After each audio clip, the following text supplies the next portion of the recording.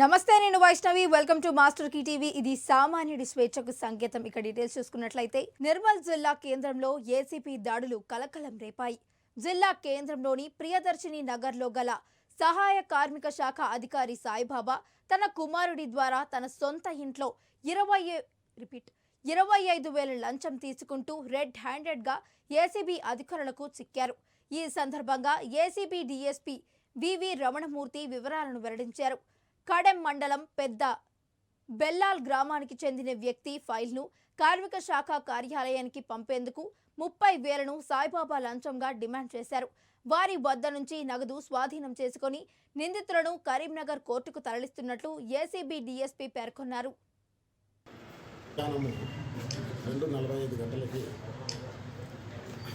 Nirmal assistant labour officer K Saibaba గారు బాధితుడు గంగన్న ఊరు పెద్దబెల్యాల కడెం మండలము.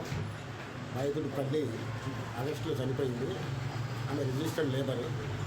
ఆమెకు సంబంధించి డెత్ క్లెయిమ్ 1,00,000 రూపాయలు, 30,000 రూపాయలు ఫెడరల్ ఛార్జెస్ వస్తాయి. 1,30,000 రూపాయలు ఆమె చనిపోయిన సందర్భంగా రావాల్సి ఉంటుంది. దానికి సంబంధించిన ఫైల్ని డిస్ట్రిక్ట్ లేబర్ ఆఫీసర్ గారికి పంపడం కోసం సాయిబాబా గారు 30,000 రూపాయలు డిమాండ్ చేశారు. బాధితుడు బతిమాలుకోగా 5,000 రూపాయలు తగ్గిస్తే ఈరోజు 25,000 రూపాయలు లంచము తన కొడుకు ద్వారా తీసుకుంటూ ఏసీబీకి రెడ్ హ్యాండెడ్గా దొరకడం జరిగింది. సాయిబాబా గారు ఆయన కొడుకు ద్వారా వాళ్ళ ఇంట్లోనే, వాళ్ళ సొంత ఇంట్లో నిర్మల్ టౌన్ ప్రియదర్శిని కాలనీలో తన సొంత ఇంట్లో పేదలకు ఇళ్ల స్థలాలు ఇవ్వాలని డిమాండ్ చేస్తూ తెలంగాణలోని వివిధ జిల్లాల నుంచి మహిళలు భారీ సంఖ్యలో తరలివచ్చారు. సిపిఎం ఆధ్వర్యంలో పిలుపునివ్వగా ఆధార్ కార్డులు, దరఖాస్తులతో కలెక్టరేట్ నుంచి భారీ ర్యాలీగా ఆర్టీఓ కార్యాలయం వరకు వెళ్లి ఆర్టీఓకు వినతి పత్రాన్ని సమర్పించారు. ఈ కార్యక్రమంలో సిపిఎం రాష్ట్ర జిల్లా నాయకులు పాల్గొన్నారు. ఈ సందర్భంగా వారు మాట్లాడుతూ తమకు రిజిస్ట్రేషన్ చేసి గృహాలు నిర్మించాలని వారు డిమాండ్ చేశారు.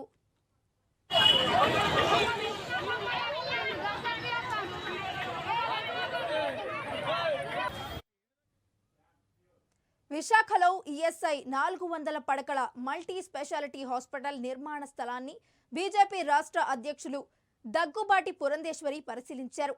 ఈఎస్ఐ హాస్పిటల్ నిర్మాణానికి సంబంధించి పవర్ పాయింట్ ప్రెజెంటేషన్ ఈఎస్ఐ అధికారులు ప్రదర్శించారు. ఈ సందర్భంగా ఆసుపత్రి నిర్మాణానికి సమీక్ష నిర్వహించారు. ఈ కార్యక్రమంలో బీజేపీ రాష్ట్ర ఉపాధ్యక్షులు మాజీ ఎమ్మెల్సీ పివిఎన్ మాధవ్, బీజేపీ రాష్ట్ర ప్రధాన కార్యదర్శులు గారపాటి సీతారామాంజనేయులు చౌదరి తదితరులు పాల్గొన్నారు. Having D+7, so it will be like a separate building. And other than this, we have ancillary site and marshal layout, and what is the Griha rating, and these are the points I am going to discuss in the next coming slides. And coming to the projection of this, it is a 400-bedded hospital. In this, we have 350 plus 50 super specialty hospital. We have like this is divided into basically 3 buildings: Block A, Block B, and Block C. And basically Block. Visakha Shri Sharada పీఠంలో సుబ్రహ్మణ్య షష్ఠి వేడుకలను ఘనంగా నిర్వహించారు. ఉత్సవాల్లో పాల్గొనేందుకు భక్తులు పెద్ద ఎత్తున పీఠానికి తరలివచ్చారు. సంప్రదాయం మేరకు సుబ్రహ్మణ్యేశ్వర స్వామికి ప్రీతికరమైన పాలకావిడిని ఊరేగించారు. అనంతరం ఉత్తరాకాది స్వాత్మ నందేంద్ర స్వామి పీఠంలో కొలువుదీరిన షణ్ముఖ సుబ్రహ్మణ్యేశ్వర స్వామి ఆలయంలో పంచామృతాలతో విశేష అభిషేకాన్ని నిర్వహించారు.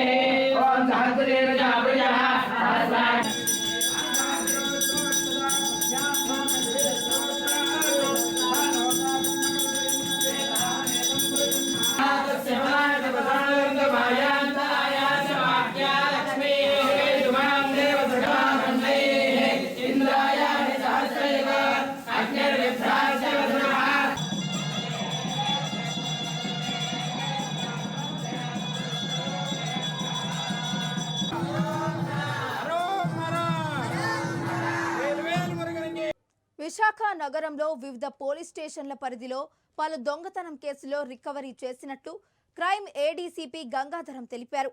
ఈస్ట్ నార్త్ పోలీస్ స్టేషన్ పరిధిలో ఇంట్లో ఎలక్ట్రికల్ షాపుల్లో చోరీ వస్తువులు 2 ఆటోలు, పసుపు రంగు car, 1 TV, gas cylinder, electrical wires recovery చేశామని, 7 కేసుల్లో 10 మంది అరెస్టు, 6,10,000 రికవరీ చేశామని వారు తెలిపారు.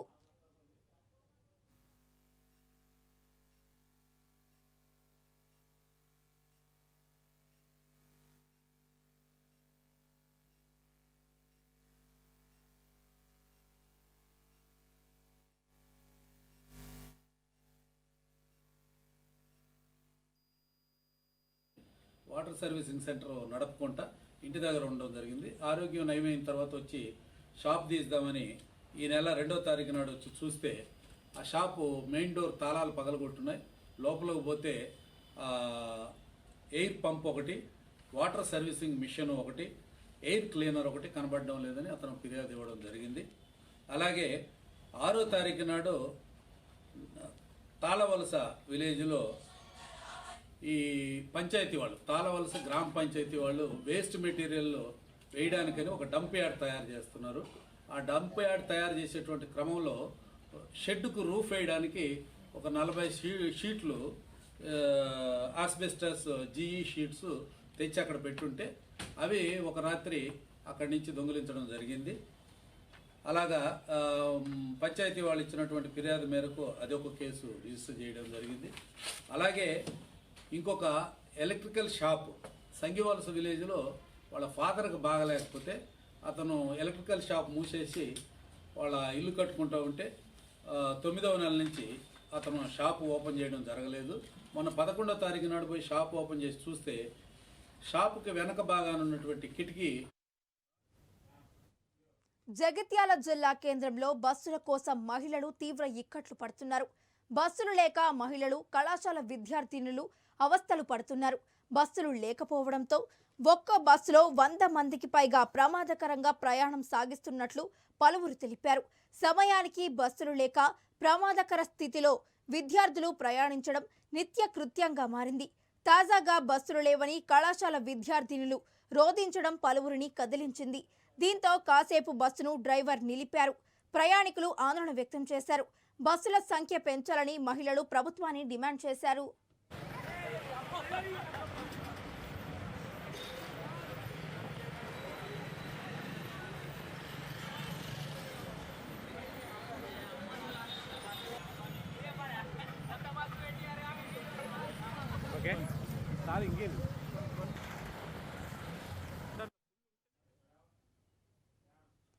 భారత రాష్ట్రపతి ద్రౌపది ముర్ము హైదరాబాద్ చేరుకున్నారు.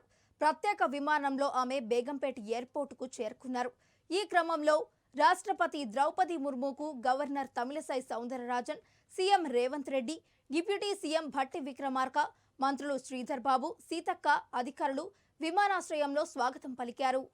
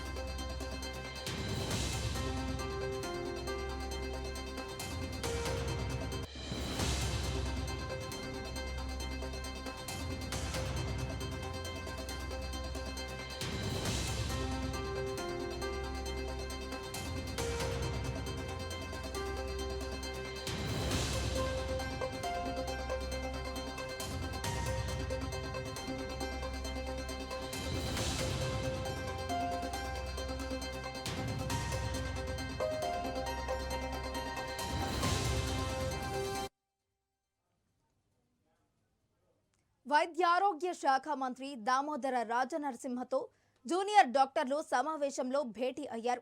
3 నెలలుగా స్టైఫండ్ రావడం లేదని, విడుదల చేయాలని ఇప్పటికే జూడాలు సమ్మె నోటీసులు ఇచ్చారు. మంత్రితో చర్చల అనంతరం సమ్మెపై స్పష్టత ఇవ్వనున్నారు. చర్చలు విఫలమైతే సమ్మె కొనసాగించాలని జూడాలు భావిస్తున్నారు.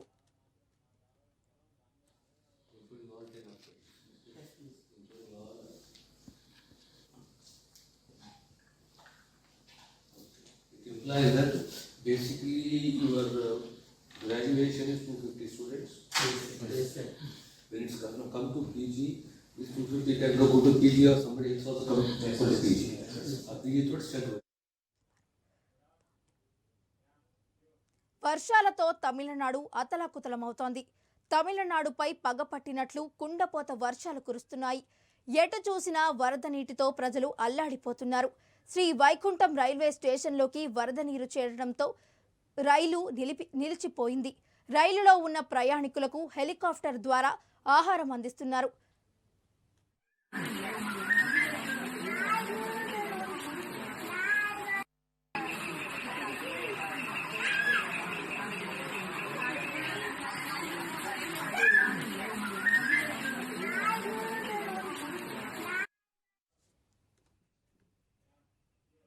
హైదరాబాద్లోని బస్ భవన్ ముట్టడికి గ్రేటర్ ఆటో యూనియన్ పిలుపునిచ్చింది. ఈ నేపథ్యంలో బస్ భవన్ దగ్గర పోలీసులు భారీగా మోహరించారు. మహిళలకు ఫ్రీ బస్ స్కీమ్ ద్వారా తాము నష్టపోతున్నామని చెబుతున్నా కాంగ్రెస్ ప్రభుత్వం పట్టించుకోవడం లేదని ఆటో, టాక్సీ డ్రైవర్లు ఆగ్రహం వ్యక్తం చేశారు. ఈ మేరకు ప్రభుత్వ తీరును నిరసిస్తూ బస్ భవన్ దగ్గర ఆందోళనకు దిగారు. వెంటనే ప్రభుత్వం స్పందించి ఆదుకోవాలని వారు డిమాండ్ చేశారు.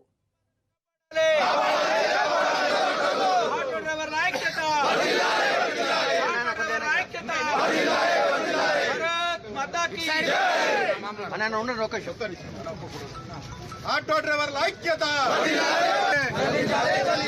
ఆటో వాళ్ళ ఉపాధిని వెంటనే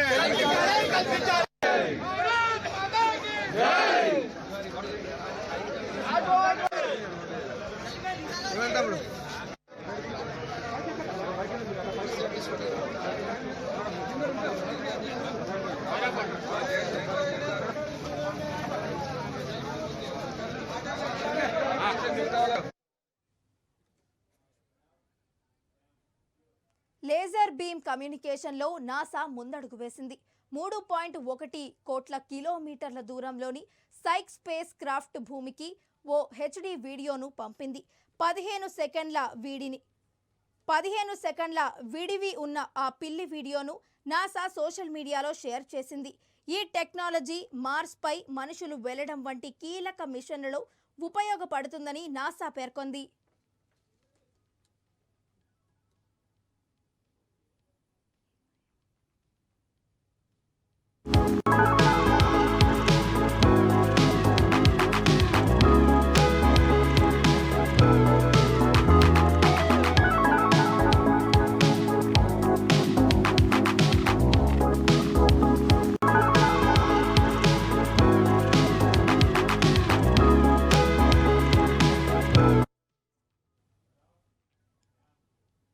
ఆటో డ్రైవర్లు తమకి ఉపాధి కల్పించాలని డిమాండ్ చేస్తూ ఆర్టీసీ బస్సు భవన్ ముందు ధర్నా చేశారు. బీఎంఎస్ ఆటో యూనియన్ ఆధ్వర్యంలో భారీ ఎత్తున నినాదాలు చేస్తూ ధర్నా చేశారు. ప్రభుత్వం తమకి ఉపాధి కల్పించకపోతే భారీ ఎత్తున ఉద్యమం చేస్తామని వారు హెచ్చరించారు.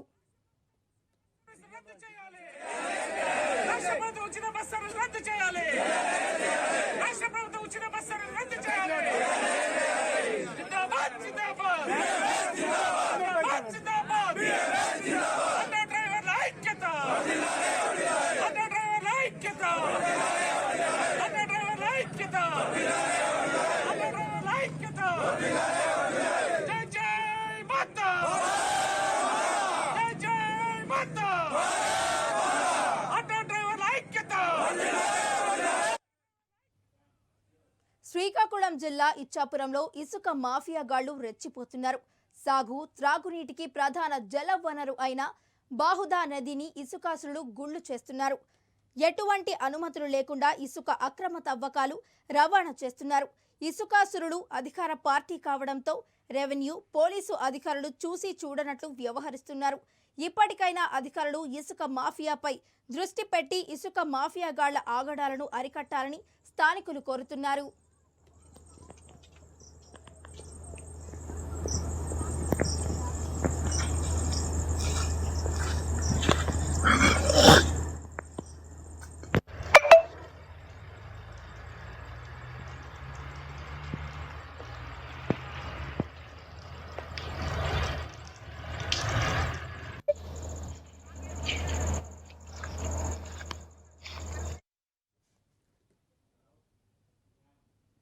రానున్న లోక్సభ ఎన్నికలకు తెలంగాణ కాంగ్రెస్ పార్టీ నియోజకవర్గ ఇన్ఛార్జీలను ప్రకటించింది.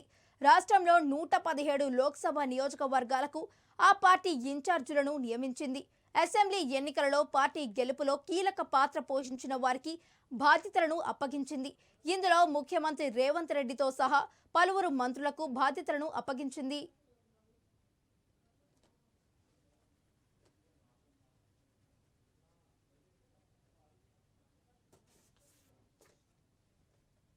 పిఎస్సీ సమావేశం జరుగుతుంది. ప్రస్తుతం మనం గాంధీ భవన్లో ఉన్నాం. మనతో పాటు కాంగ్రెస్ నేత అద్దంకి దయాకర్ గారు మనతో ఉన్నారు. అసలు ఈ సమావేశం ఉద్దేశం ఏందని చెప్పేసి వారిని అడిగి మరిన్ని విషయాలు తెలుసుకుందాం. చెప్పండి సార్, అసలు ఈ సమావేశంలో మీరు ఏ అంశాల మీద చర్చ జరుగుతుంది? ఇప్పుడు వచ్చిన ప్రభుత్వం జరుగుతున్న తీరు, తీసుకోవాల్సిన చర్యలు, భవిష్యత్తులో పార్టీకి వివిధ అంశాల్లో ఉన్న గ్యాప్స్ అన్నిటిని కూడా ఎట్లా ఫిల్అప్ చేయాలనే దాని విషయంలో ఈ మీటింగ్ ఉంటుంది.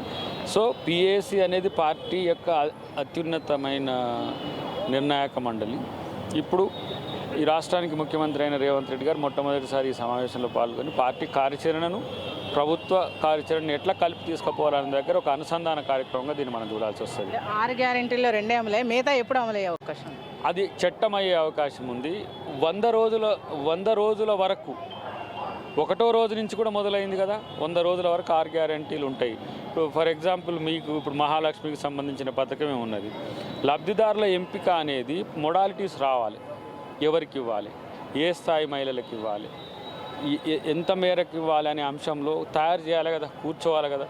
దానికి సంబంధించి ఆల్ పార్టీ నిర్ణయం తీసుకోవాలి, మహిళా లోకం ఎక్కడి నుంచి అంటుంది తీసుకోవాలి, సివిల్ సొసైటీ నుంచి తీసుకోవాలి. అవంతా ఏమి వీళ్ళు 10 రోజులకే మొత్తం 10 సంవత్సరాలు పరిపాలిస్తే లేదు, వీడు 10 రోజులకే కింద మీద అయిపోతున్నారు. ఎందుకో నాకు అర్థం కావట్లేదు.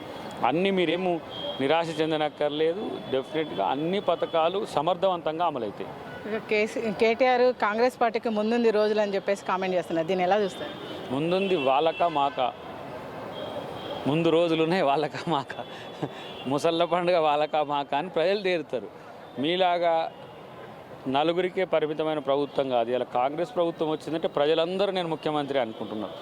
That is the beauty of the Congress party, that is the beauty of the democracy. ఈ రాష్ట్రంలో 6 గ్యారంటీలతో పాటు 7వ గ్యారంటీ ప్రజాస్వామ్యాన్ని ఇచ్చినాం. ప్రజలు అడిగే శక్తిని మరింత పెంచుతాం.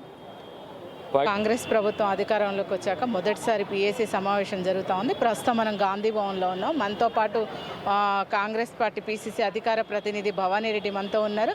ఈ సమావేశ ఉద్దేశం ఏందనేది వారి మాటల్లో అడిగి తెలుసుకుందాం. మేడం చెప్పండి మేడం, అసలు ఈ సమావేశంలో ఏ అంశాలు ఈరోజు చర్చిస్తూ ఉన్నారు?